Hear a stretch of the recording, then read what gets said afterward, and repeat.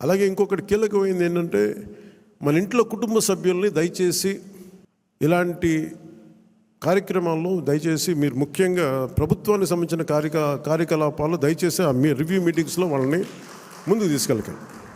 ఎందుకంటే మనం వారసత్వపు రాజకీయాలు అనేది మన వ్యతిరేకం కాదు, కానీ జనం మీద రుద్దేయకూడదు. వాళ్ళని భవిష్యత్తులో వాళ్ళే మా వారసులను చెప్పడం కొంచెం ఇబ్బందిగా ఉంది బయట. ఎందుకంటే అలాంటప్పుడు నేను కూడా నా పిల్లలు ప్రమోట్ చేస్తూ కూర్చుంటే ఇంకా దీనికి కొత్తదనం ఎక్కడి నుంచి వస్తుంది చెప్పండి, ఇబ్బందిగా ఉంటుంది. అది సహజంగా మీ బిడ్డల్లో మీరు ఎదగాలని కోరుకుంటున్నాం. రాజకీయాలు వస్తే నాకే ఇబ్బంది లేదు.